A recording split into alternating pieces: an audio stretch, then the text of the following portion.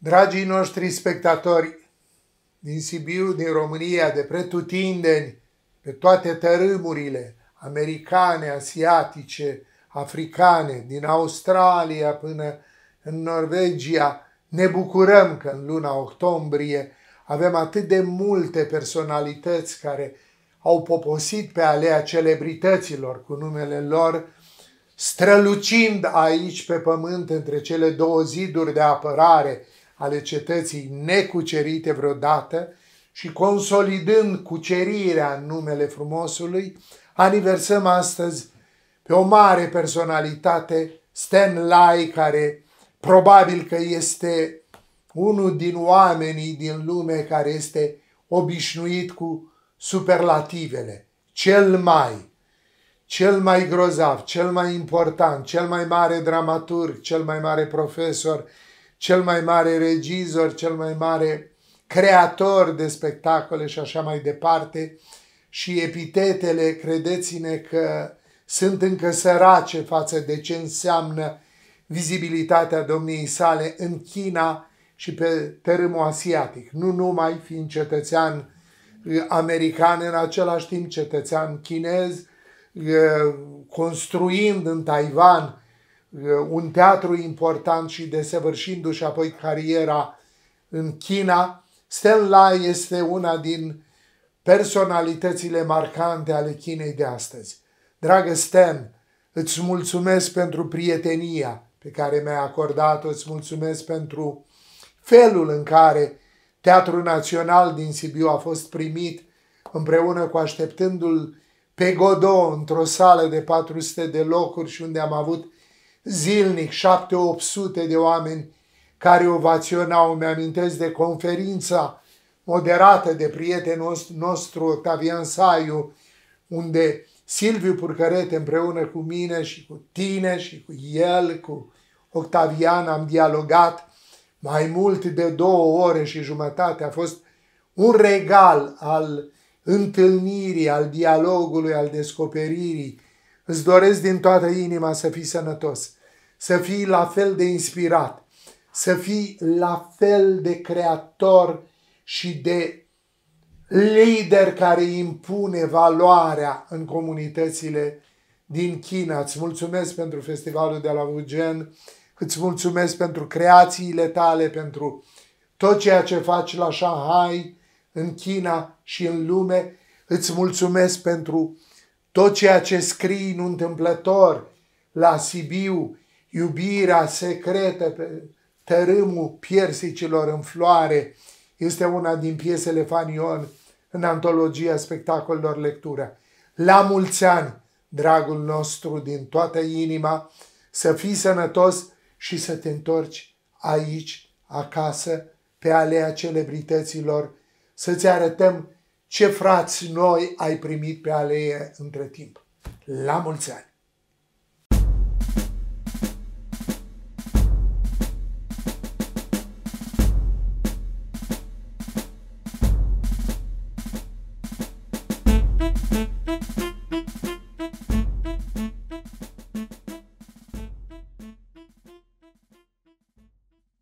It's a pleasure and an honor to have you here. Thank you for accepting the invitation. Thank you for being here with us, and thank you for the gift of your presence and your work.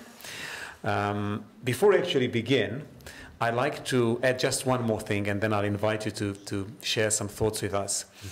As Constantine said, we met in Wuzhen, but we also met in other parts of the world. We had a similar dialogue in Athens last year, one in Sibiu, and I think of you as somebody with a dual personality, not a split personality, that's a different thing altogether, a dual personality.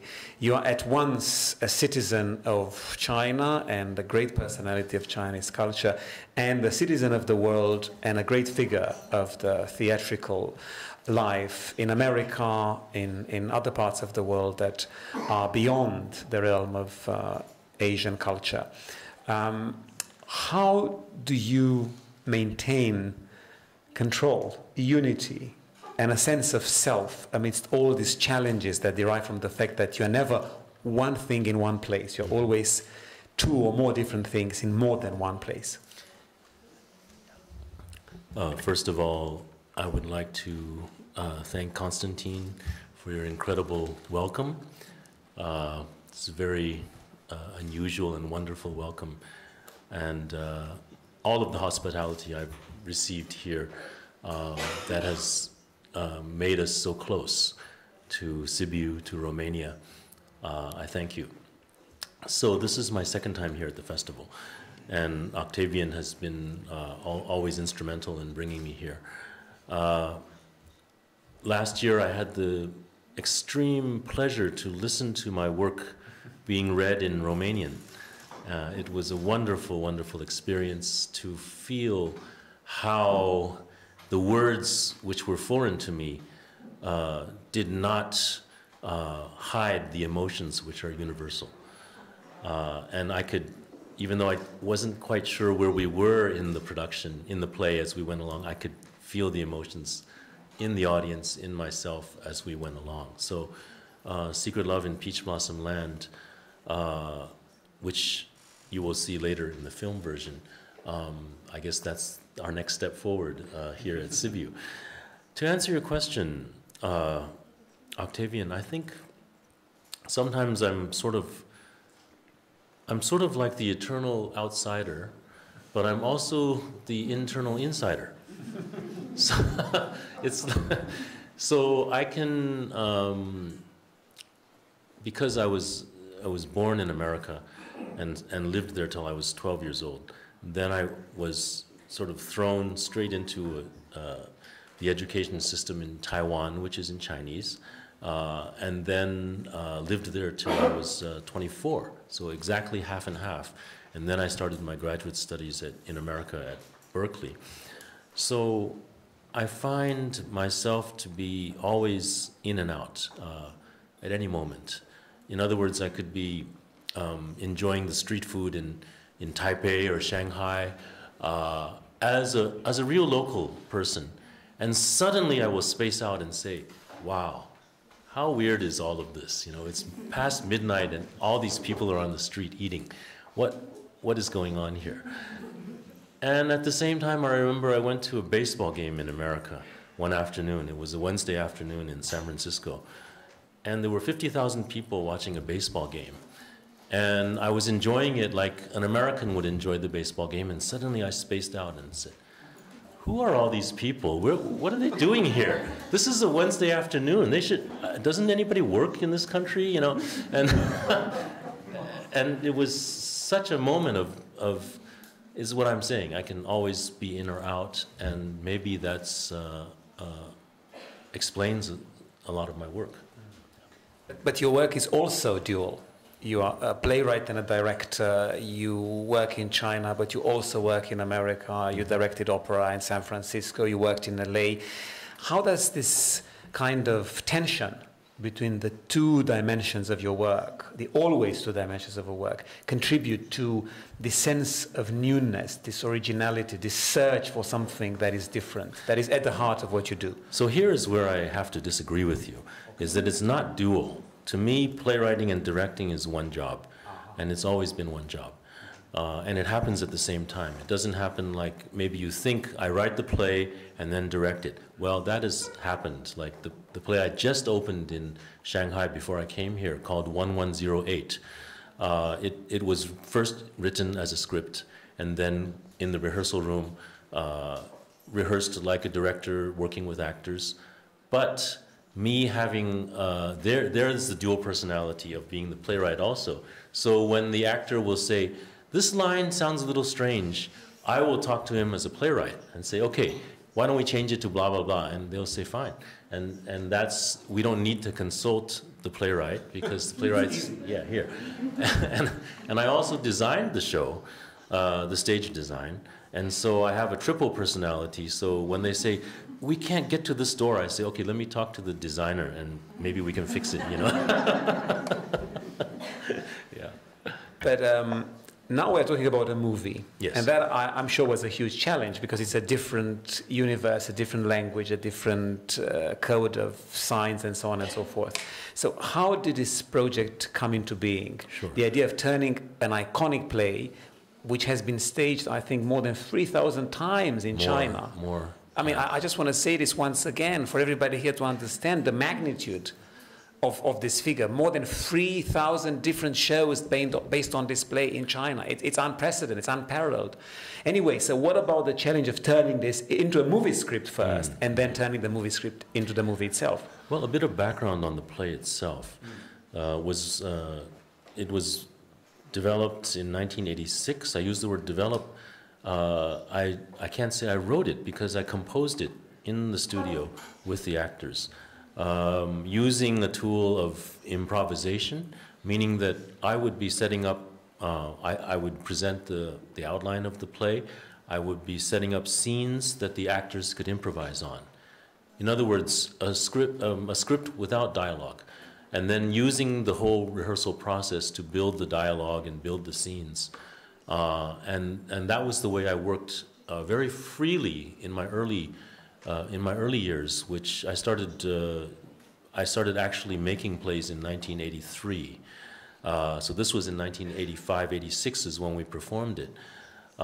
So my whole idea was to put a comedy and a tragedy on the same stage.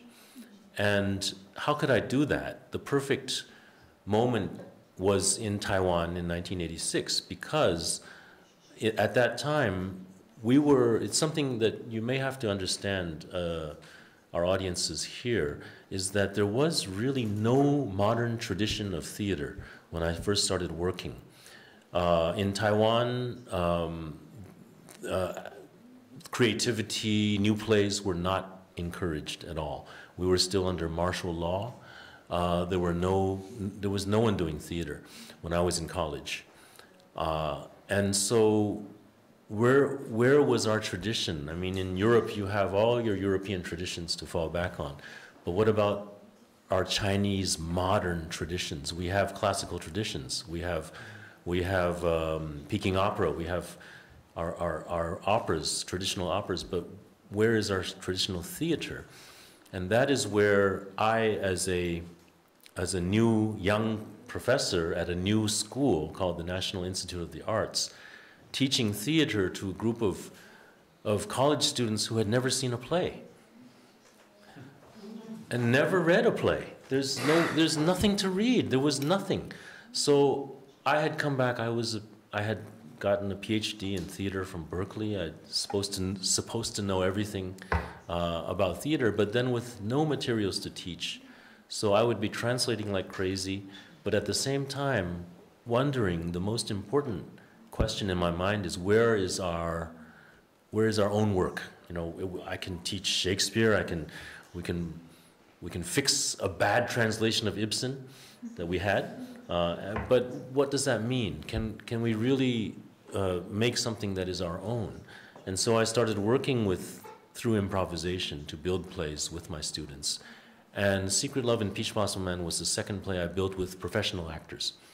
So the first play I did was a year before, and it was the first play of my theater group that was about the dying art of crosstalk. In Chinese it's called the xiangshen, which is a comic dialogue that died in Taiwan. And I wrote a play with my actors, my two actors, about the death of this form. But the challenge that we gave ourselves was to write the play in the form of the genre that had died. So it's like, let's say, stand-up comedy in the West, let's say it dies. And you write a play about the death of stand-up comedy, but you use stand-up comedy to comment on its death. That was the challenge that I gave to this production. And when we performed it, we wanted to perform in a space maybe this large for 100 people at most. And it became an unexpected and phenomenal hit that we just couldn't perform enough of it. And then it became an audio cassette that sold 1 million copies. 2 million because there were two of them. You see, it's 2 hours. I said, my friend said, let's make an audio tape. I said, you're crazy. No one will buy a tape of a stage play, you know. And 1 million sets.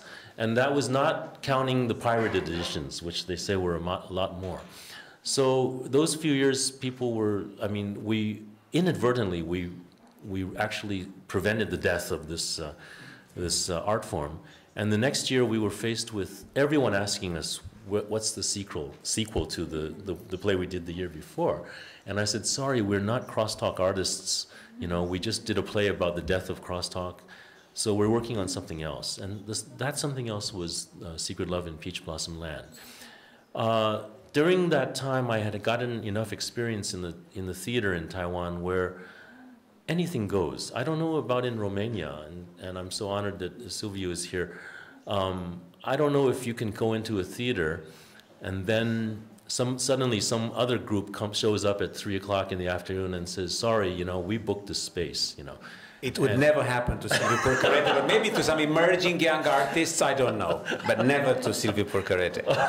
Never to Silvio. Yeah, but that's the premise of the play and the film, is that two theater groups are mistakenly booked into the same space for a dress rehearsal, which happened to us and which happens a lot, still happens. I mean, we still come up with some very funny things. I remember we were rehearsing the professional version in Beijing one day with all professional actors when suddenly a group of officials came and toured the stage. I mean, they just walked onto the stage, the lights came on, and the guy was saying, so this is, you know, blah, blah, blah, and that is blah, blah, and we're just standing there. And our actors started using the lines from the play to talk to them. You know, it was so funny because in the play is all about interruption. You're being interrupted all the time. And of course, that's what life is today. Modern life is where, you know, maybe interruption is the norm. So anyway, this became a more successful play even than the first one, the crosstalk play, even though it didn't have an audio cassette. From the day it was performed in 1986, people were interested in making a film about it. But these people, I think, knew nothing about theater and very little about film, because they said to me, let's make this, I mean, it's great, let's make this into a film. I said, how? And they say, look, the shooting time will be one day. You know, you just set up a camera and you just perform it. I said, sorry, that's not the way I think about it. So I said, pass, we're not going to do this, until a few years later, people in earnest said, let's do it whatever way you want to. And at the time, an old friend of mine, maybe you've heard his name before, Christopher Doyle. Yeah, he went on to become one of the great cinematographers of the Chinese language theater. All of Wong Kar-wai's masterpieces are done by him. And he and I are friends from way back, before I got into theater, before he held a camera. And we talked about making this into a film. And so we did, basically we did. And what I have to share with all of you is that filmmaking and theater making is really, really different. It's really different. There's something at the core that makes it the same. Is you have sort of parts that are the same, but it's a totally different vehicle. You know, you may have wheels and you may have windows, but it's not a car. It's something totally different. Yeah. And your mind, basically, you need a brain transplant, because when you're doing theater, it's a whole different aesthetic, because when you're doing film, then when you're doing theater, the audience is in the audience, and the audience has their viewpoint on the stage, and the stage is a unity that you as a director, you are showing people what to see through your own technique. Now, film, the camera is the eye, the camera is the audience. And so you really have to make a whole total change in the way you think. When I'm working in the theater, my closest companions are my actors. And when I work in film, the closest companion is my cinematographer. So it's a whole different way of thinking, yeah.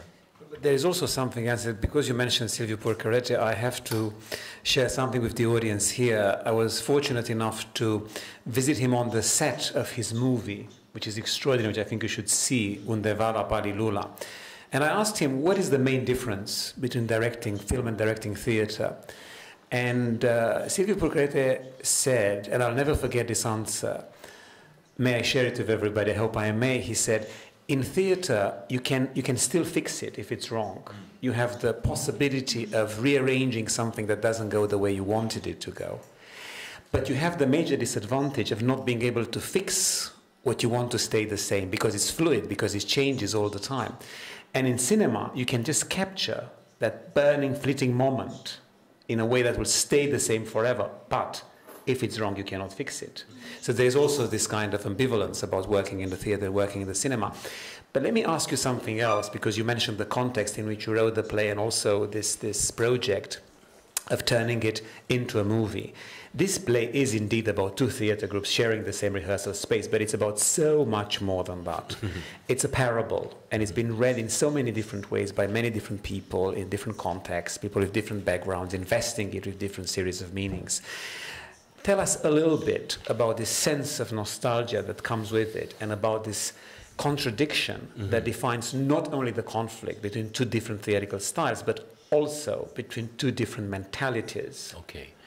I just want to add one more thing to the previous question. Is before I made the decision to make this film, I consulted with one of my dear friends who I miss. He's not with us anymore. The film director Edward Yang. I don't know if you've heard of him, Yang Dechang.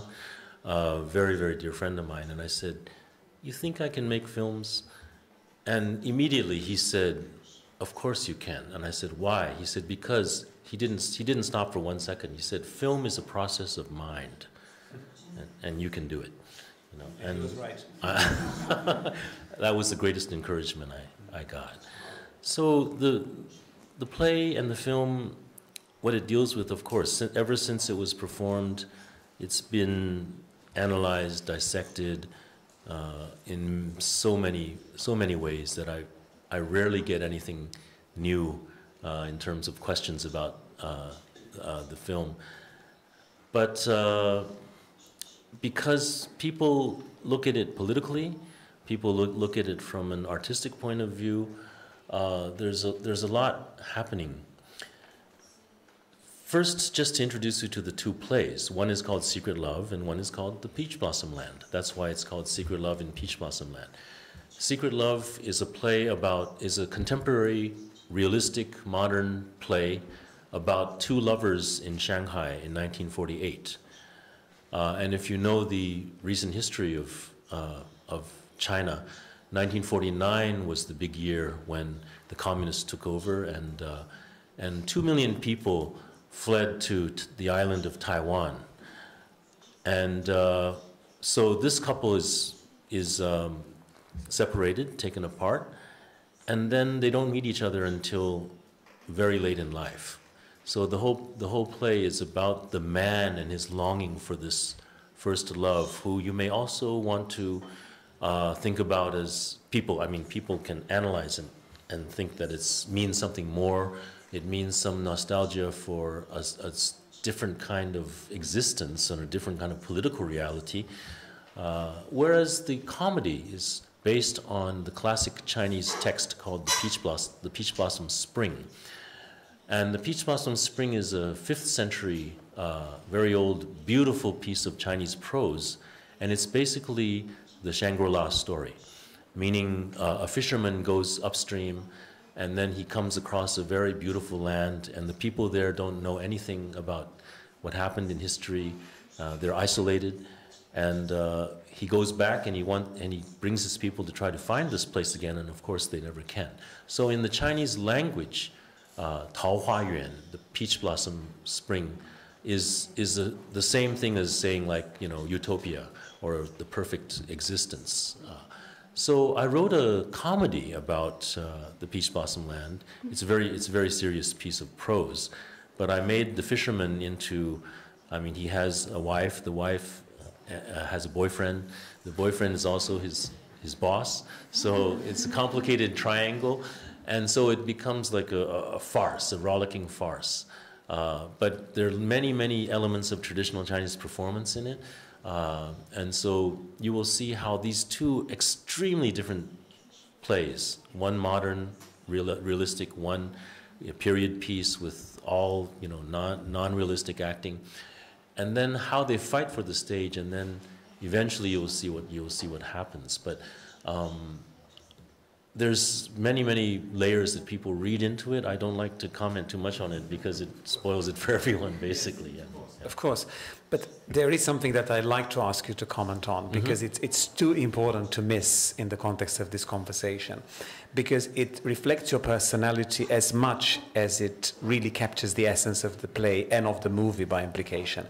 The fact that in everything that you do, there is this great, fantastic, improbable mixture of simplicity and sophistication. There are so many layers in what you share with us today that I keep marveling at your ability to concentrate so many ideas in what you convey. But at the same time, there is something so accessible, so unassuming, so simple. Is this something that you have reached in your life as you grew older, as you had more and more experiences as a director, as an artist in general?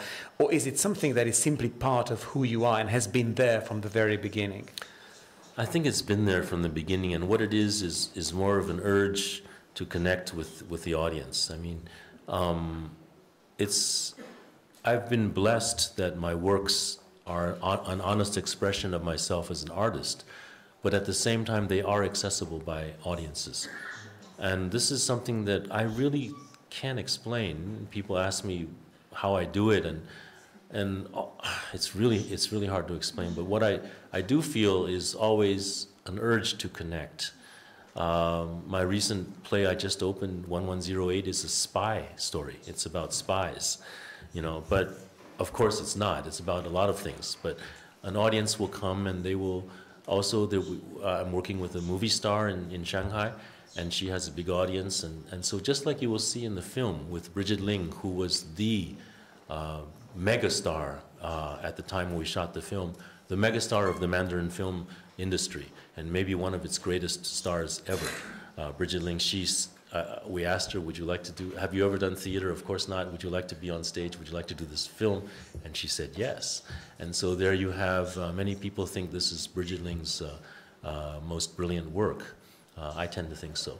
So it's like that. I mean, some other directors, some other playwrights would be very averse to this and say, no, we don't want stars. We don't care who comes to see our plays. And I can totally, I understand that state of mind, and sometimes I envy it, But my own way of doing it is I guess I would rather have more audience than less, So, and maybe, I'm not saying that's right at all. I'm just saying that that's my personality.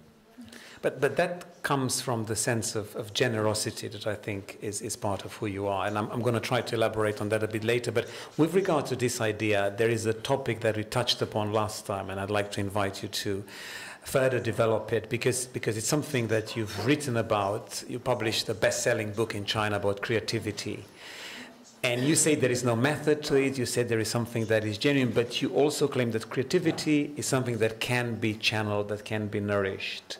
What is creativity, and how can one discover it in themselves, and how can one give it a real meaning in their own life? Creativity, spoken most simply, is connecting things.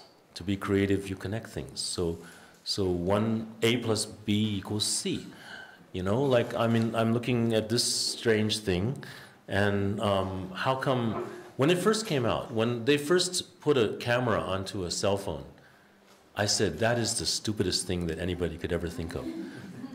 And maybe you're right. But who needs a camera when you're talking on the phone, right? Well, of course, you see how wrong I was, but that is simply A plus B equals C equals something else. Now, can we make A plus, anything can be A plus B. This plus this, we can make a microphone that looks like this. We can make a microphone that looks like this. We can do anything. We can make a bottle of water that looks like this. We can drink from this. Is it meaningful? Is it useful? Is it is there anything that has benefit for humanity from this creativity? Because you can connect anything.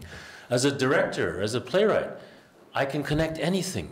I can just force an audience to watch something that I connected together and say, this is it, you know, take it or leave it.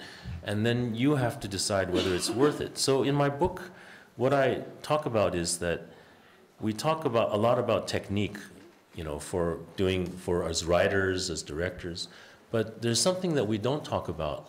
And I quote from a Buddhist text, which says that to accomplish practice in Buddhism, you need two things. You need wisdom and you need method. Method is technique, you know, so you need some method to do some, I mean, to make this table, you need method. But you need wisdom, which means you need to know what you want to make. That's the very first, that's the most important wisdom, is what do you want to make? You know, that's the question that all of us as artists, we face. You know, I just opened a new play, so what's next? Do I need to do something more? Why? Why do I need to do something more? Is there some sort of a strange force that's pushing me to continue to do things that may not be that meaningful to other people, maybe just meaningful to myself, you know, so what am I doing?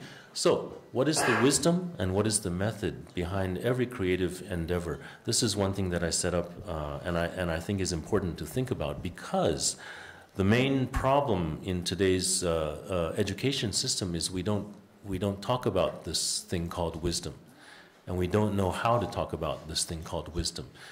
When I was writing my book, I checked with Webster's dictionary in English, what is the definition of wisdom? And it said wisdom is the quality of being wise. So I said, let's check wise. So I checked wise, and it said, characterized by wisdom. I swear, you can check, you know, this isn't written in the dictionary. Maybe the only English word that refers to itself as a definition, meaning it doesn't know what it means.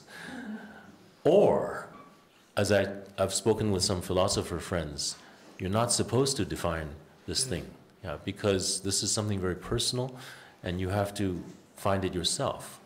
And that's fine with me too, but it's just so funny that there's no higher educational place, any college, university has a department of wisdom, or even a course in wisdom, you know, like elementary wisdom, beginner's wisdom.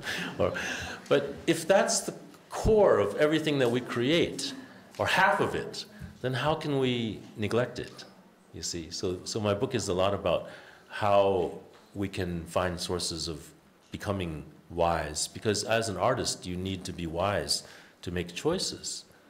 You know, I watched Metamorphosis last night, an incredible, amazing production.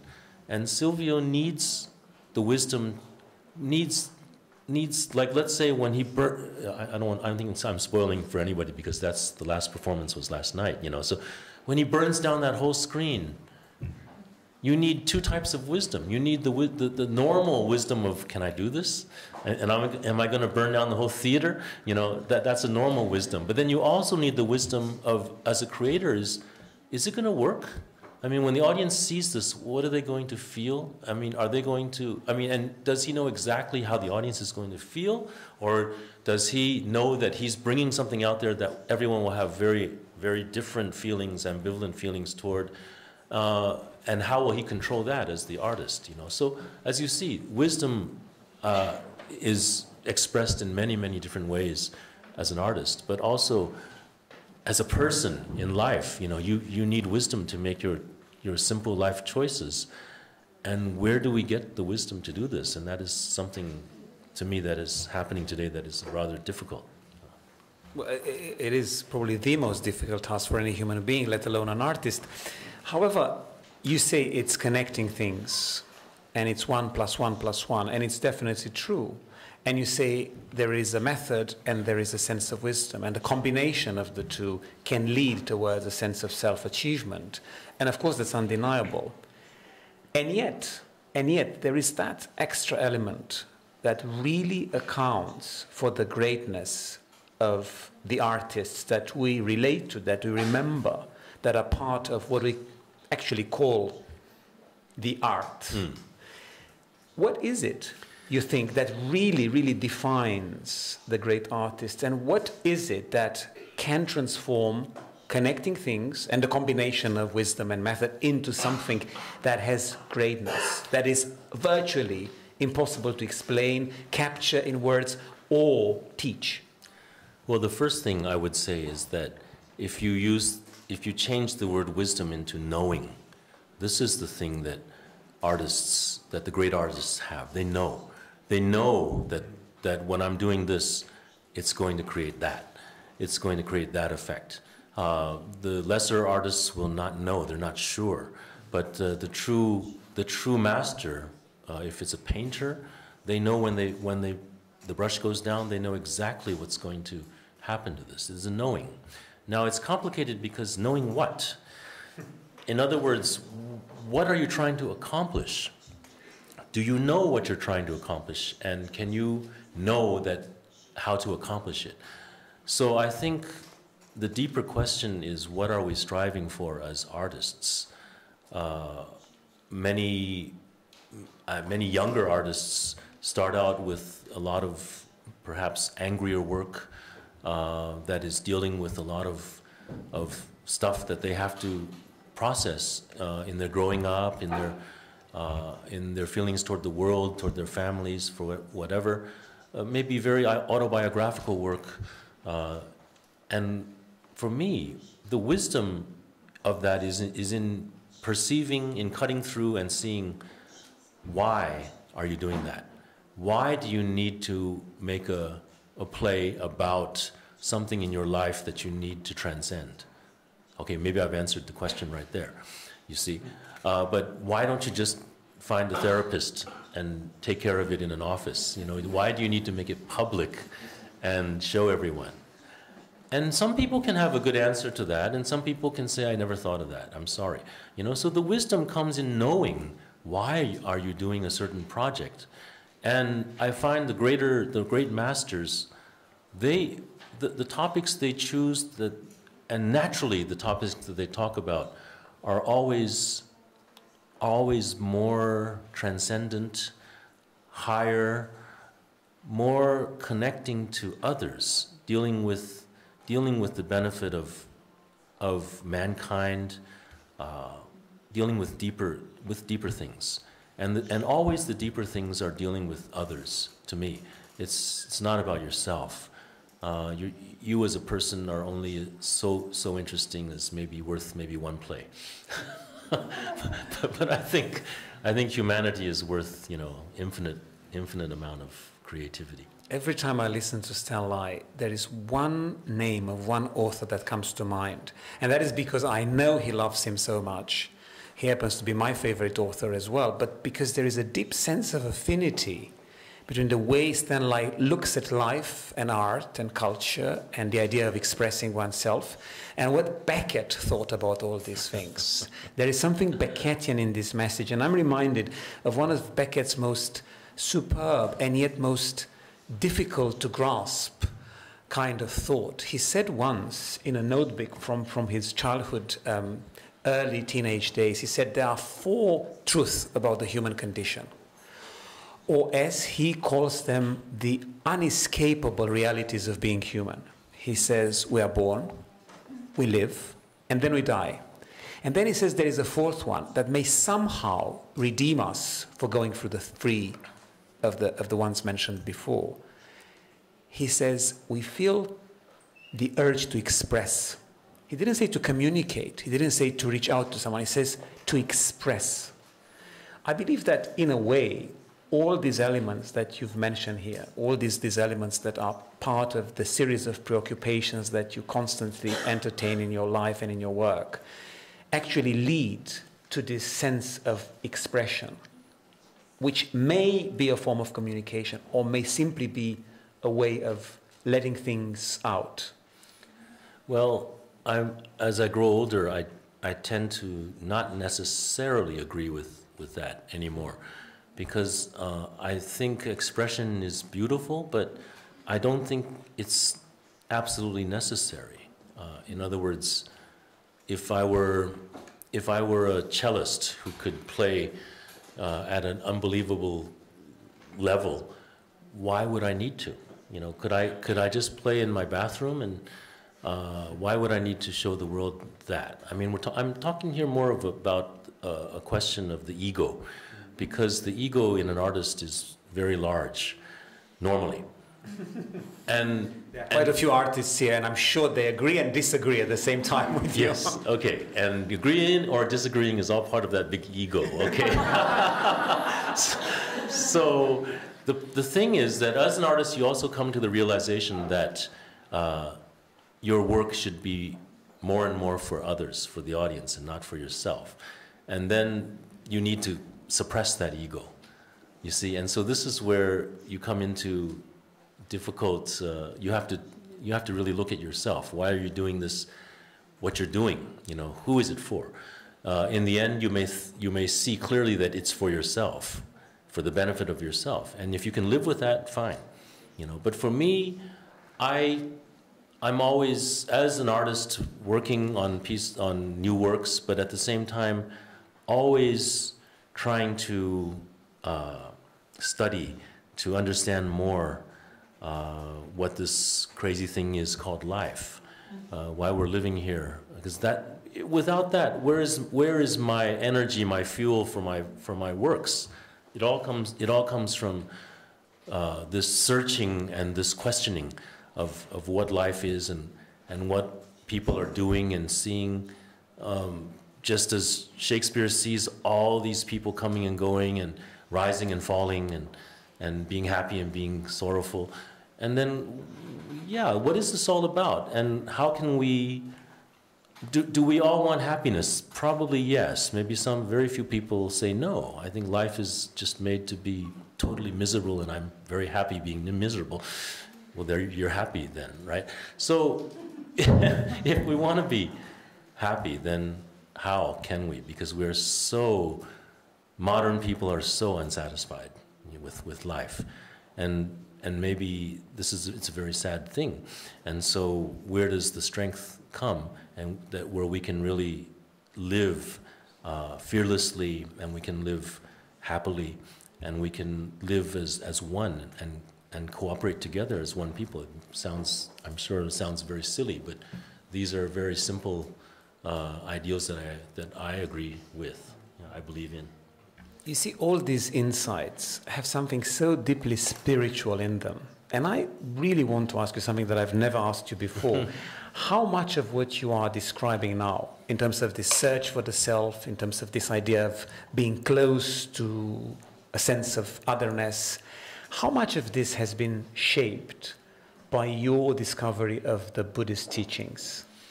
I think a lot. I think as a scholar, I don't tend to look at myself as a scholar, but I do have a degree.